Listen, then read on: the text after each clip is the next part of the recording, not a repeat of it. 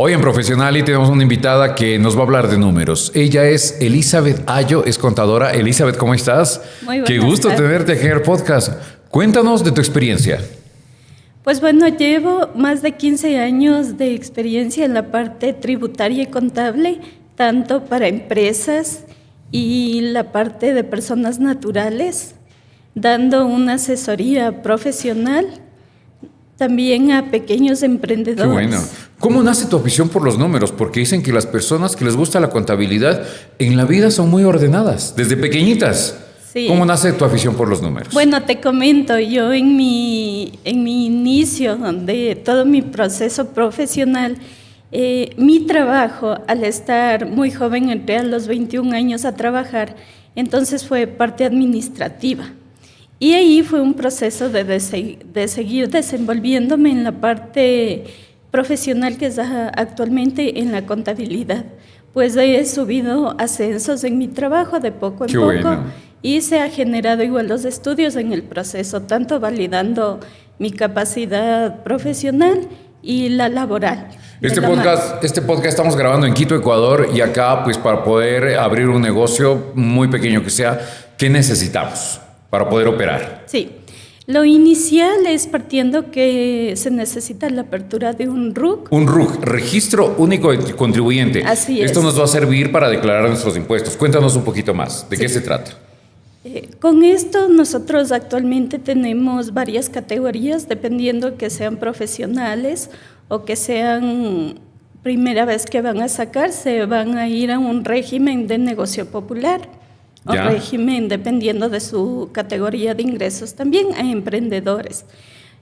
Para nosotros poder agilizar ese proceso, se debe contar con ciertos lineamientos Ajá. de ingreso que son la clave que se solicita, después su cédula y también una factura de servicio básico para abrir. Actualmente puedes sacar el RUC online o necesariamente tienes que ir a una oficina del SRI, en este caso, que aquí en Ecuador se denomina Sistema de Rentas Internas. Sí, se les solicita que vayan directamente porque el proceso es más rápido, porque si lo hacemos en línea se demora entre unos 5 días, un poco más el proceso, y se solicita que deben tener firma electrónica. Eso te quería preguntar. Cuéntanos para quienes no estamos muy al tanto de qué es la firma electrónica. Explícanos un poquito más al detalle.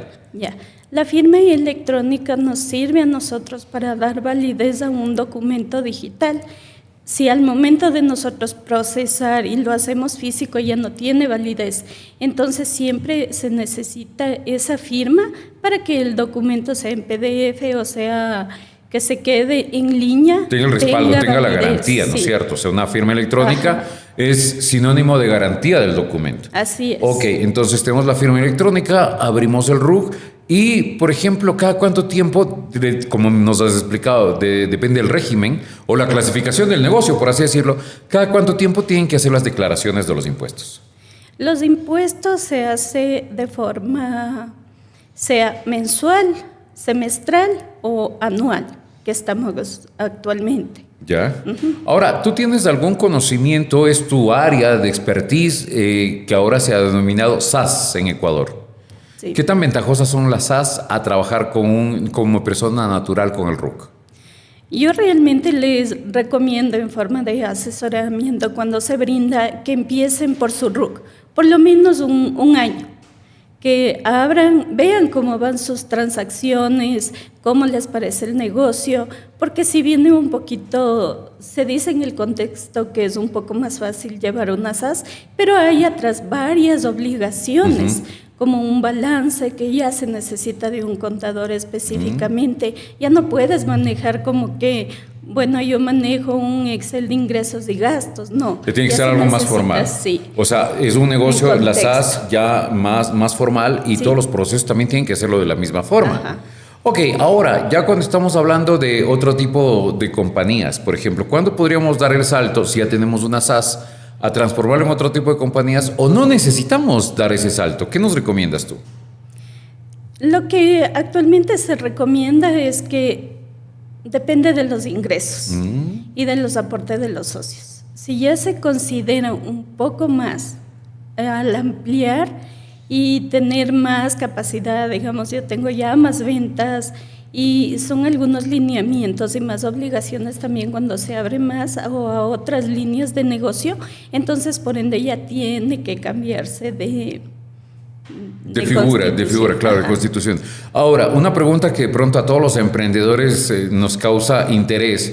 Por ejemplo, tenemos las obligaciones y trabajamos como persona natural, como tú lo has dicho, de pronto cada 6 meses o cada mes, pero aparte de estas declaraciones, tú como una persona experta en contabilidad, ¿qué procesos contables deberíamos llevar este tipo de negocios diariamente para tener un control eficiente de los ingresos y de los gastos? Actualmente, como estamos tan rígidos con el sistema del SRI, del control en sí, nosotros como servidores también solicitamos que hagan un registro exacto de ingresos y gastos mensuales.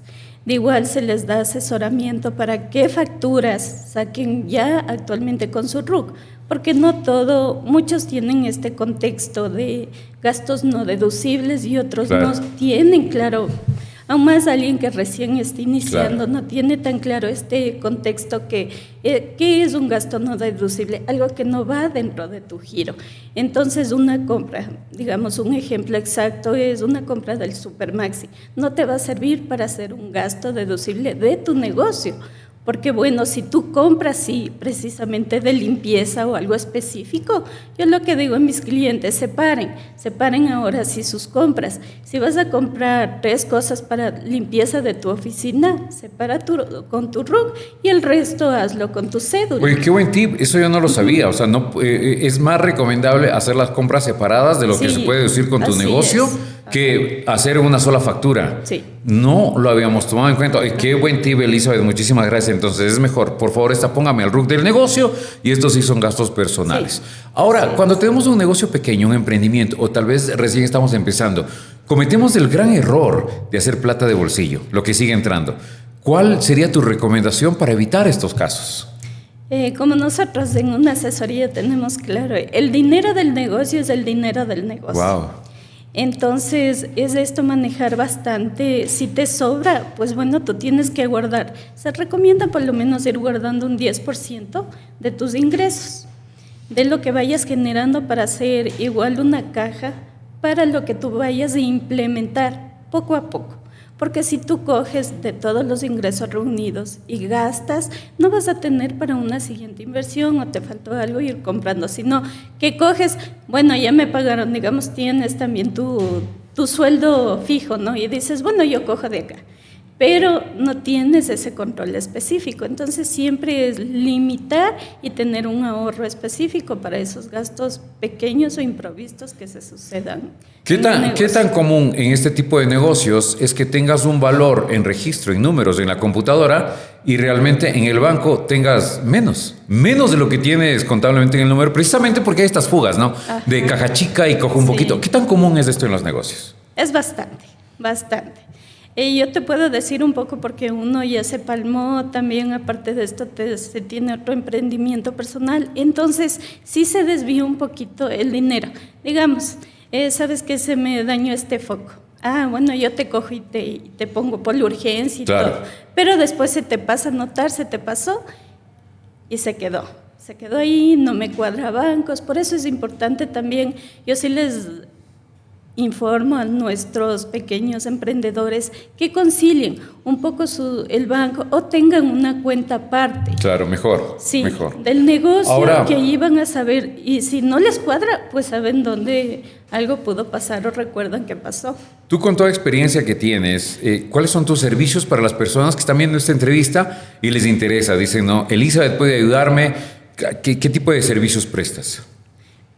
Presto servicios en la parte que es toda asesoría tributaria, financiera, también en la parte de inversiones. ¡Wow, qué bueno! Cuando se quiere invertir, recurren a un profesional. Es muy necesario porque se les puede hacer un cálculo de liquidez, claro que el mínimo que sea.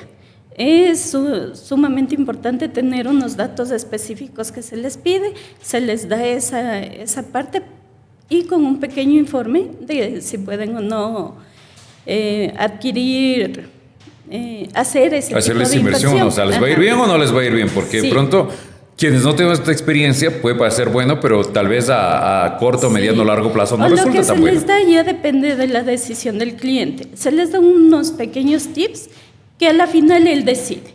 Que tome la Y decisión. también pida el control debido de la otra parte, que es muy importante. O sea, es para que tengan un contexto más amplio de la información. Otro tema también que doy bastante es la asesoría en todo lo tema de tributación, como Ya, claro. informe, firma electrónica, solicitudes también de devolución, tanto de adulto mayor y como es con discapacidad, de discapacidad. las personas, se les explica también las declaraciones de la renta, anexos, ATS también para empresas, lo que es un poco de gastos personales también, eso se Qué bueno. les da asesoría. Qué interesante. Por favor, quisiera pedirte un mensaje final para todas esas personas que ya tienen su RUC, pero tal vez no llevan esos controles contables. ¿Qué les dirías?